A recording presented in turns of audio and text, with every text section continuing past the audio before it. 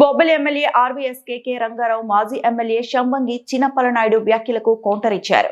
లోచర్ల శివడవలస ఎత్తిపోతల పథకాన్ని పూర్తి చేసి రైతులకు సాగునీరు అందిస్తామని తెలిపారు. తోటపల్లి కాలువకు నిధులు మంజూరు చేయించి చివరి భూముల వరకు నీరు చేరేలా చర్యలు తీసుకుంటామన్నారు. పారాది వంతెన నిర్మాణం కూడా పూర్తి చేస్తామని చెప్పారు.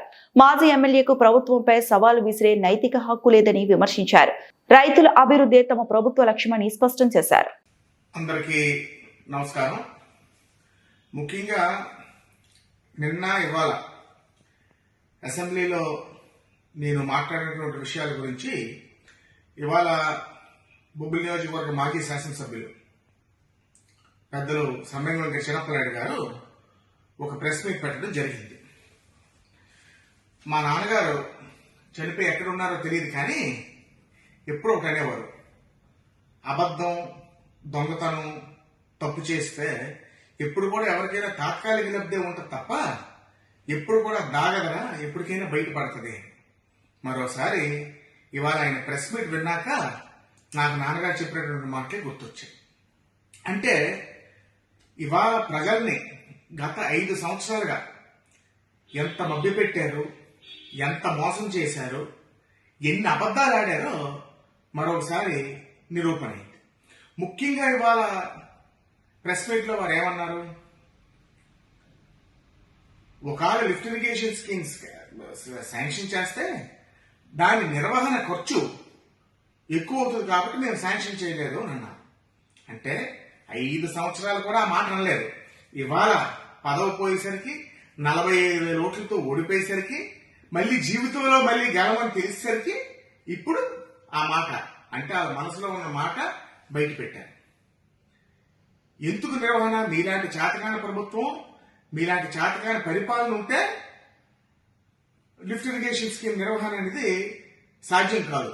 కానీ మాలాంటి ప్రోయాక్టివ్ ప్రభుత్వం, ఒక విజన్ ఉన్న నాయకుడు, ఒక మంచి ముఖ్యమంత్రి, పరిపాలన తెలిసిన ముఖ్యమంత్రి ఆధ్వర్యంలో పాలన ఉంటే, ఇరిగేషన్ శాఖ ఉంటే ముమ్మాటికి అది సాధ్యం అవుతుంది.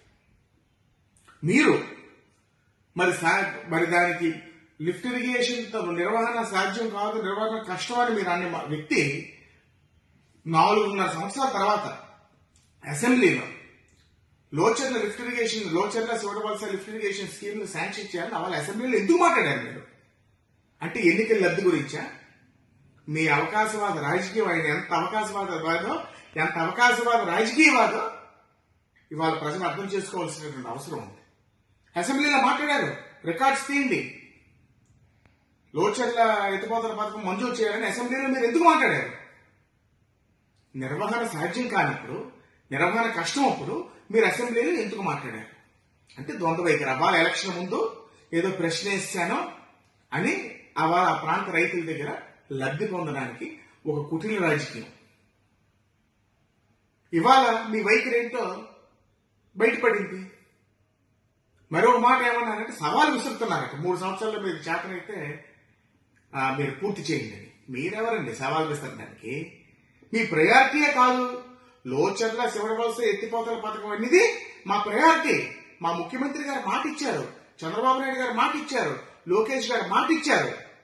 మేము చేసి చూపిస్తాం. మీరెవరు సవాల్ విసరడానికి? ఏ హోదాలో మీరు సవాల్ విసురుతారు? 45,000 ఓట్లు బొబ్బిలి రాజకీయ చరిత్రలో ఎప్పుడు లేని విధంగా ఓడిపోయి 45,000 ఓట్లతోనే ఓడిపోయినందుక మీరు సవాల్ విసరాలి. మీ సవాల్ నేను స్వీకరించాలా?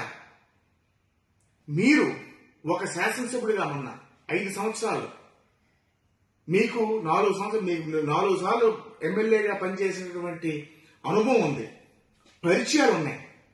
ప్రభుత్వ పథకాలు తప్ప, ప్రభుత్వం ఇచ్చింది తప్ప మీరు ఒక్కటైనా ఫైట్ చేసి గవర్నమెంట్ నుంచి ఒక్క రూపాయి మీరు బొబ్బిలి నియోజకవర్గానికి తాగలిగారా? ఒక్క రూపాయి. ఈ సంవత్సరం 8 మాసాల్లో, ఈ సంవత్సరం 9 మాసాల్లో నేను బొబ్బిలి నియోజకవర్గానికి ఎంత తెచ్చాను? ఎన్ని కోట్ల రూపాయలు నిధులు తీసుకొచ్చాను?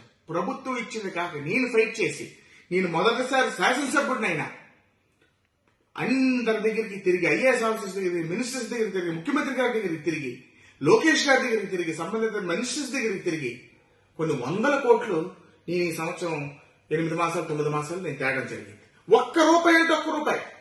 ప్రభుత్వం ఇచ్చినటువంటి పథకాలు, ప్రభుత్వం ఇచ్చినటువంటి డబ్బు కాక మీరు ఎక్స్ట్రా ₹1 ఫైట్ చేసి బొబ్బిలి నియోజకవర్గ ప్రజలకి మీరు తెచ్చారా? అన్న మినిస్టర్ ఉన్నప్పుడు మేము తెచ్చినవే మీరు పూర్తి చేయలేదు. మీరు సవాల్ విసురుతారా? మీకు సవాలు విసిరే నైతిక హక్కు ఎక్కడ ఉంది? మీరు పనికిరారు, పాలనకు పనికిరారనే ప్రజలు మిమ్మల్ని నిర్ణయించి ఓటన్న ఆయుధంతో బాయి కొట్టి ఇంటికి పంపించారు. అయినా చెంత తెచ్చిన పులుపు సావలేదు అన్నట్టు మీకు ఇంకా జ్ఞానోదయం అయినట్లేదు.